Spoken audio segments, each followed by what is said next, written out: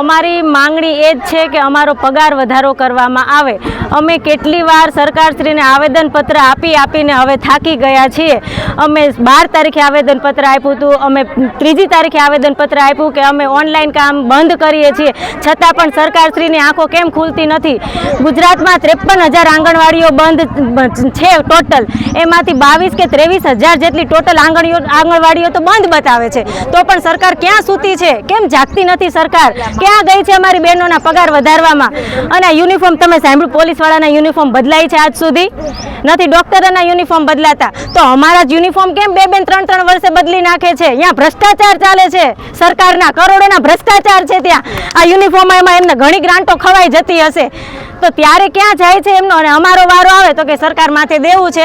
બહેનોને પગાર કરવામાં સરકાર પાસે પૈસા જ નથી। જો એમની પાસે પગાર કરવાના રૂપિયા ન હોય તો સદંતર આખા ગુજરાતની આંગણવાડીઓ જ બંધ કરી નાખે, તો કોઈના પગાર ચૂકવવા જ નહીં। બસ ઓનલાઈન કામગીરી તો અમે 16 તારીખ સુધી બંધ જ રાખશું।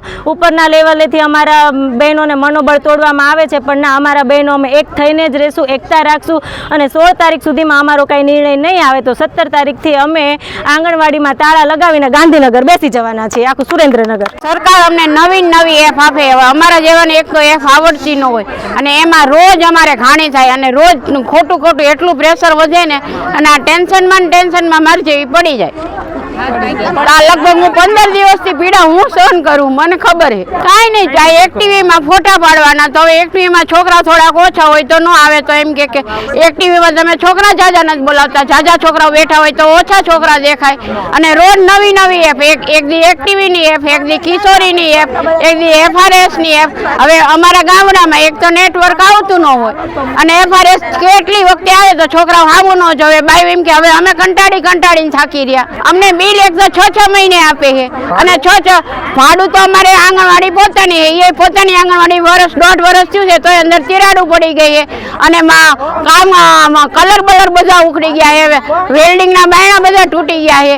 આવું એ લોકો કામ કરે, અને પછી પડી જાય એવા બાયણા હતા, તો અમારે વેલ્ડિંગ કરાવવું પડ્યું। તો બધી માતાઓ મોકલે નહીં કે આ બાયણા વેલ્ડિંગના પતી જાય તો છોકરાને કંઈક થશે તો જવાબદારી કોણ લેશે? કે આવી રોજ અને નવી એફું કરે ને એટલું ટેન્શન કરે। આપણી આંગણવાડીમાં ચેકિંગમાં આવ્યા હોય ને થોડુંક કાંઈક ઓછું હોય તો આપણને કેટલાય ગગલાઈને મૂકી આવે, અને એમની ઓફિસોમાં કચરા પડ્યા હોય તોય કાંઈ નથી કોઈને દેખાતું। અમારે સરકારશ્રીને એ કહેવું છે કે ગમે તે વ્યક્તિ, સામાન્ય વ્યક્તિ, એક બાળકને સાચવવામાં એમને કેટલી તકલીફ પડતી હશે। અમારા એક કેન્દ્રમાં 30 બચ્ચાઓ હોય છે, અમે એને કેવી રીતે સાચવતા આવીશું? અને એમાં રોજને રોજ આવતી નવી એપો જે અમને એટલું પ્રેશર આપે છે ને કે ક્યારેય કામ નથી થતું। અને બીજી વસ્તુ એ કે અમારે જે પૂર્વ પ્રાથમિક બાળકોને દેવાનું હોય એ તો અમે દઈ જ નથી શકતા, બિલકુલ કામ થઈ જ નથી શકતું। એકને એક કામગીરીને 10 વખત માંગવામાં આવે છે કે આ કામગીરી આપો, આ ટેકોની કામગીરી આપો, ટેકોની કામગીરી। એક માહિતી એક વખત આપી હોય તો એ એક માહિતીને 10 વખત અમારે આપવી પડે છે, છતાં એમને સંતોષ તો નથી જ, તે ઉપરથી અમને પ્રેશર આવતું હોય, માનસિક ત્રાસ આપતો હોય। અને બીજી વસ્તુ એ કે અમને નોટિસ ના તો ધમકી અવશ્ય હોય જ છે કે નોટિસ મળશે, તો સરકારશ્રી આ બધી વસ્તુને ધ્યાન નથી દેતું। આજકાલ નવું ન્યૂઝ આવ્યું છે કે અધિકારીઓ જે પોષણ માટે કે કુપોષણ હટતું નથી એના માટે નવી એપ્લિકેશન લોન્ચ કરવાના છે, તો એ બધું કામગીરી અમે ગ્રાઉન્ડ ફ્લોર ઉપર જો આટલું કામ કરતા હોય તો સરકાર અમારા પગાર વધારો કેમ નથી જોતી?